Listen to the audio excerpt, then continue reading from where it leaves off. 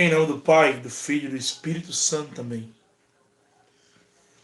Vinde, Espírito Santo, enchei os corações dos vossos fiéis e acendei neles o fogo do vosso amor, e enviai o vosso Espírito, e tudo será criado e renovareis a face da terra. Oremos a Deus que instruísse os corações dos vossos fiéis. Com a luz do Espírito Santo, fazer que apreciemos retamente todas as coisas, segundo o mesmo Espírito, e gozemos sempre da sua consolação. Por Cristo Senhor nosso. Amém. Amado irmão e irmã, que bom estar com você nesse nosso momento para juntos ouvirmos a palavra de Deus.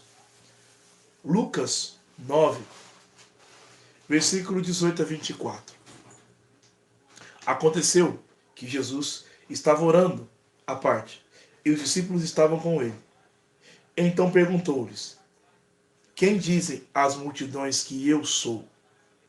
Eles responderam: uns dizem que é João Batista, outros Elias, outros que alguns antigos profetas ressuscitou. Jesus, porém, perguntou: e vós, quem dizeis que eu sou? Pedro respondeu: o Cristo de Deus. Ele, porém, os advertiu expressamente, para que não dissessem isso a ninguém. E acrescentou: o Filho do Homem deve sofrer muito, ser rejeitado pelos anciões, pelos sumos sacerdotes e pelos escribas, ser morto e ao terceiro dia ressuscitar. Então começou a dizer a todos: se alguém quer vir após mim, negue-se a si mesmo, tome cada dia a sua cruz e siga-me. Pois quem quiser salvar a sua vida, este a perderá. Mas quem perder a sua vida por causa de mim, este a salvará. Palavra da salvação. Glória a vós, Senhor. Amados irmãos e irmãs, existem 3 aspectos nesse evangelho que eu gostaria de partilhar com você.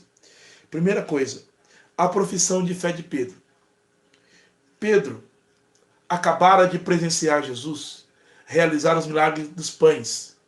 Lembra que na quinta-feira passada, Corpus Christi, foi lido, foi proclamado na missa o evangelho da multiplicação dos pães? Então, Pedro acabara de ver Jesus multiplicar os pães. E depois desta multiplicação de pães, Jesus ele retira-se com os discípulos para um lugar à parte. E ali, ensinando os discípulos, dando catequese a eles, levando a eles os ensinamentos do reino de Deus, Jesus lhe faz um questionamento. Primeiro, quem é Jesus para as multidões? Quem ele é para as multidões? Então, eles começaram a dizer, uns dizem que é João Batista, porque João Batista havia morrido, e aí pensava-se que talvez Jesus seria João Batista ressuscitado dos mortos. Outros dizem que é Elias, porque havia uma promessa de lançamento de que Elias voltaria uma segunda vez. Só que Jesus havia explicado que o Elias que havia de voltar é João Batista. Não que Elias seria reencarnado, mas que João Batista ele pregou no espírito e na unção profética do profeta Elias. Outros, alguns, diziam que ele é um dos antigos profetas que ressuscitou, ou seja, ou Moisés, ou Isaías, ou Jeremias. Jesus, porém, perguntou: e vós, quem dizeis que eu sou? Pedro não pensou 2 vezes. Pedro, iluminado pelo Espírito Santo, sobre o influxo da graça do Espírito Santo sobre ele, movido pela moção do Espírito Santo, respondeu: o Cristo de Deus. Pedro, ele professou a sua fé em Jesus Cristo como o ungido enviado do Pai, o ungido enviado de Deus, o Messias que era esperado por Israel, portanto, o Filho de Deus. Esta profissão de Pedro tem 3 significados importantes para a gente. Primeiro, a profissão de Pedro se torna profissão da igreja. Porque Pedro é pedra. sobre o qual Jesus constrói a sua igreja. Segundo, a profissão de fé de Pedro se tornou a profissão de fé dos apóstolos, ou seja, o Papa e os bispos, que também professam que Jesus Cristo é o Senhor. E por fim, a profissão de fé de Pedro, ela também é a profissão do cristão, o pescador de homens, aquele que é configurado a Cristo. Eu e você somos chamados a sermos pescadores de homens, que pregam o Evangelho e que levam as pessoas a se encontrarem com Jesus e reconhecê-lo como um Filho de Deus. Agora eu deixo a minha pergunta para você.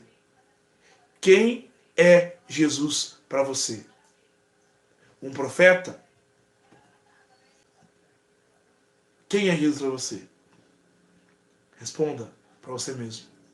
Para mim, Jesus Cristo é o Senhor, o Salvador, o Messias, o Deus que se fez homem para me salvar. Segunda coisa, Jesus anuncia que ele vai morrer, que ele vai ser rejeitado pelos doutores da lei, pelos anciões do templo, os escribas, os fariseus e os saduceus. Jesus, ele diz que os sumos sacerdotes, Anás e Caifás, do Sinédrio, o iria rejeitar. Sim. E que ele iria ser morto. E que ao terceiro dia ele iria ressuscitar.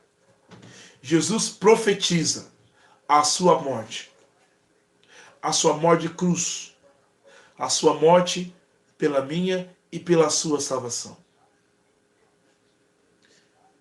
Por isso que nós temos que reconhecer Jesus como Deus de amor, que salvou a mim, que salvou você e nos deu a vida eterna, nos deu a salvação.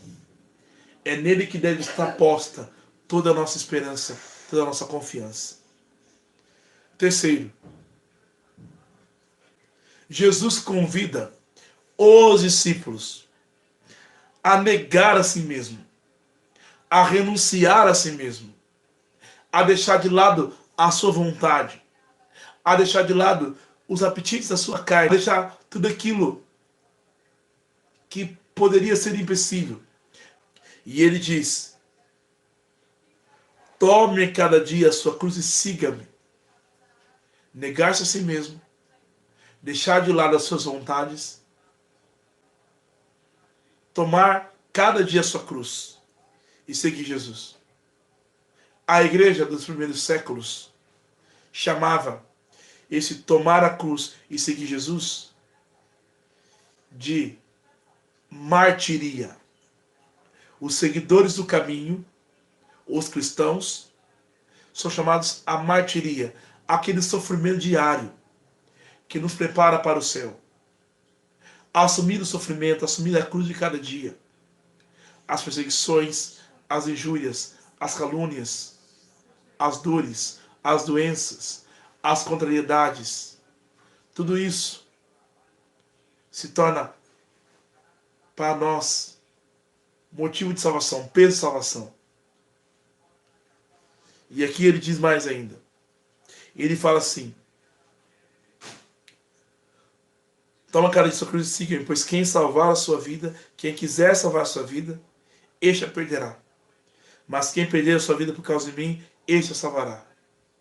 As pessoas querem ganhar a vida, né? Querem fazer dinheiro, querem ter vida financeira boa, querem ter uma casa boa. Nada disso é pecado. Mas se esquecem que a prioridade é a salvação de suas almas. Então, priorizemos a salvação de nossas almas. Priorizemos o reino de Deus. Tomemos a cada dia a nossa cruz e sigamos a Cristo. Reconheçamos o sacrifício na cruz pela nossa salvação. Reconhecemos que Ele é o Messias. E vamos anunciar que Jesus Cristo é o Senhor para o mundo ouvir.